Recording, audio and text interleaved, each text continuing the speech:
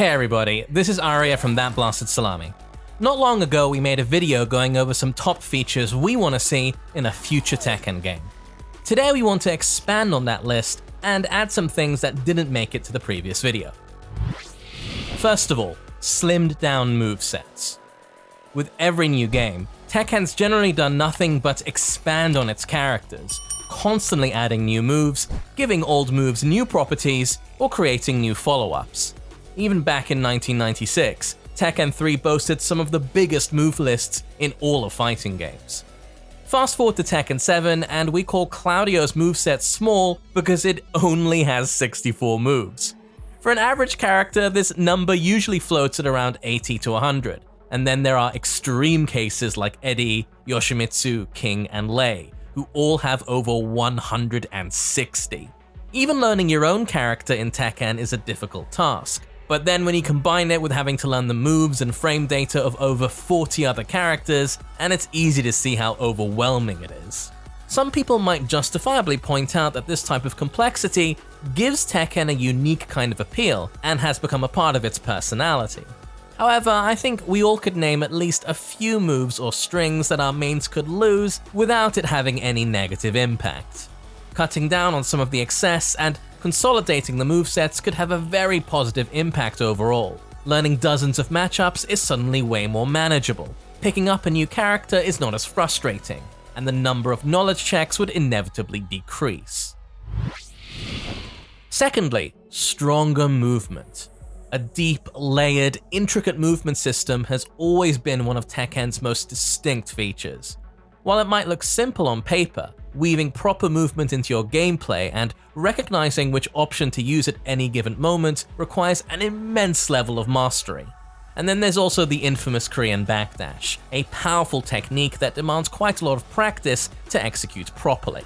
Once you understand how much skill goes into movement alone, you begin to truly appreciate the highest level of Tekken, where players smoothly navigate around the stage and dance around their opponents to evade attacks or create openings. While this is mostly true for Tekken 7, the movement in this game is noticeably weaker than in previous titles. Backdash and sidestep cover less distance overall, making it significantly more challenging to avoid your opponent's offense. However, it would be incorrect to say that the problem only lies with the speed and distance of your movement options. A big reason for why movement is worse in Tekken 7 is the highly inconsistent approach to tracking. Even though full tracking is usually a privilege of homing moves, there are a lot of attacks in Tekken that have extreme tracking to either left or right side, or even both. This leads to many unfortunate situations where you might have made the right choice on paper, but still got punished for it thanks to the extreme tracking on a random string or poke. Here's hoping that both of these issues are addressed in the next Tekken title, making the series return to its glory days of immaculate movement. Become DashFight supporter on Patreon. Get early access to DashFight guides. Click the link in the description. Thirdly, better visual feedback. Purely from a standpoint of presentation, Tekken 7 is a pretty nice looking game. The characters and stages are detailed, the animations are smooth, the textures are sharp, and there are a lot of great effects to convey the force behind every hit. But when it comes to the actual information that you can get from those visuals, Tekken is a bit more obscure. Outside of practice mode, you won't see indication of landing a clean hit, counter hit, or a punish. The game also doesn't tell you the level of attacks that are coming your way. While you could guess by looking at the visuals and be right, most of the time, it's just not consistent enough to be reliable. And when you add the evasion and crush systems to the mix, things get even more confusing. Sometimes your attacks will miss because they got crushed. Other times they might simply get evaded, like with Paul's janky down forward 2 that goes under jabs. The game is in no rush to tell you what exactly happened, so back to the lab you go. However, it doesn't have to be this way. For example, Virtua Fighter gives the player a sound cue for when an attack is successfully evaded by sidestepping. Tekken could do the same with additional cues for crushing and evasion. Moves that are punishable on block could be presented more clearly as well. For example, any experienced player would know that Paul's Death Fist is punishable on block, but it really doesn't seem that way when you first look at it. A subtle visual cue like Paul stumbling a bit would communicate clearly to the player that it's unsafe, and make learning the game a more organic experience overall. And when it comes to attack levels, even a few splashes of color like the familiar blue, yellow, pink could make things a lot more readable. With these little changes, Tekken would become a lot more accessible without losing any of its depth. Fourthly, better customization. Soul Calibur and Tekken have been some of the first fighting games to give players not just alternative outfits, but full-on character customization. Soul Calibur especially is well known for giving you nearly unlimited freedom to create anything you can imagine. But few remember that Tekken used to be not so far behind in this respect. Despite customization appearing a bit later into the series with Tekken 5, it arguably peaked immediately afterwards in Tekken 6. That game and the subsequent Tekken Tag Tournament 2 offered a surprising amount of freedom to those who wanted to express their creativity or personalize their favorite character. It's hard to say the same for Tekken 7, which drastically cuts down on the customization options, and what little is there leaves a lot to be desired. Outside of bespoke items designed specifically for the character, you're mostly left with just a bunch of generic t-shirts and a few dozen garish items that barely fit the models. Not the most crucial feature by any means, but it's one that fans have greatly enjoyed in past titles, and it gives fighting game players a rare opportunity to express their inner fashionista a bit. Also, for people who'd rather keep the characters looking their iconic selves, perhaps leave an option for your opponent's customs not to show up at all in online matches. Next is optimization. Competitive gamers are always in pursuit of the best performance and lowest possible latency. Fighting game players are no exception. On that front, Tekken 7 faced some notable issues. When it comes to consoles, they always had to put up with higher input latency than PC, even if Bandai Namco eventually brought it down to a more acceptable level. And even on PC, where the latency is lower than it ever has been in Tekken, fans have created a mod that increases the frame rate to 120 and makes the game a lot more responsive. This does of course take up a lot of processing power, but it would be nice to see this sort of thing being offered as an option within the game itself. The fan-made mods also did their best to decrease loading times, a bane that's annoyed Tekken 7 players for years. If you've played something like Guilty Gear Strive with its instant rematches, it hurts to go back to Tekken, where you have a long wait between every match.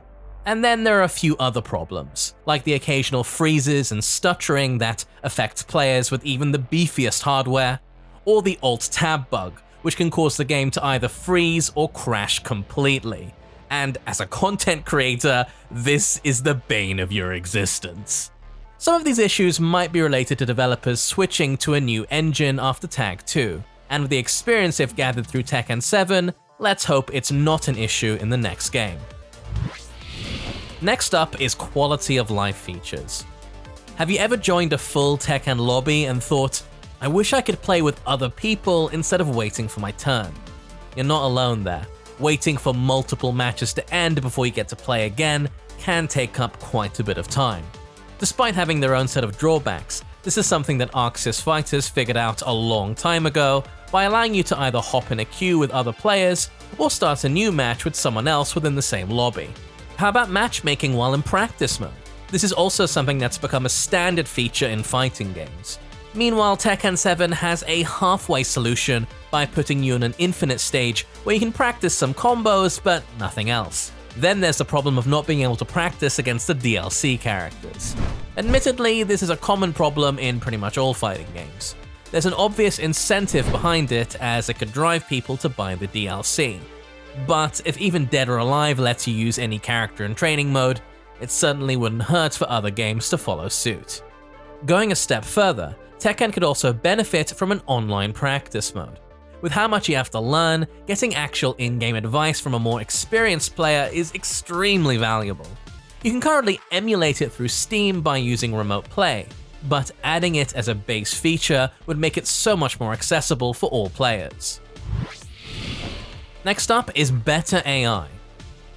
Any fighting game veteran will usually tell you that playing against an AI is useless at best and harmful at worst, as it could lead you to developing bad habits. It also creates unrealistic expectations in new players who easily beat the AI only to get dumpstered in online matches. But it doesn't have to be this way. Back in 2013, the Killer Instinct reboot came out with a revolutionary AI that improved by learning from players. For example, if you beat the bots by spamming projectiles, it would learn not to do the same thing again, forcing you to come up with a counter strategy that the bot would later copy. While it wasn't perfect, it's still the most impressive implementation of AI in all fighting games, and that was almost 10 years ago. Meanwhile, the AI in Tekken 7 can't even do a basic combo, let alone anything more complex. Making a human-like AI for Tekken would be a huge task, no doubt, but it could also become a perfect introduction to such an overwhelming franchise. And finally, communication. Communication is an important aspect of any competitive game. You've likely read plenty of patch notes in the past and thought, why would they do this? And most of the time, the answer remains a mystery, as fighting game developers rarely convey their intentions to the public. In the past few years, however, there has been a positive shift, with some developers being more open and trying to build a bridge between the players and developers. Capcom has been one of the first to include relatively detailed explanations for balance changes in their patch notes. ArcSys, on the other hand, has created a whole blog series titled Developer Backyard, and despite slowing down over time, it's given us a lot of insight as to what developers wanted to achieve. For the past 3 years, we've also seen the annual Japan Fighting Game Publishers Roundtable, an event where all the industry leaders can gather together to have a very open discussion about their projects and the genre in general. With the next Tekken, we hope that Bandai Namco also takes a step forward with their communication, letting players know what to expect from the game going forward and why certain changes had to be made. This would be a great way to open up a more transparent and positive dialogue with the community. And that concludes our wish list for the upcoming Tekken. With Tekken being a complex game with decades of history, there's a lot more to potentially talk about. Some will want the return of Tekken 4's wacky stage gimmicks, whilst others might demand the removal of comeback mechanics like the Rage system.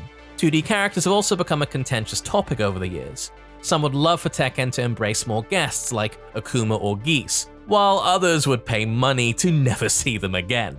Please tell us your personal expectations for the upcoming title, no matter how big or small they might be. This has been Arya from TBS, wishing you a great day. Until next time, cheerio.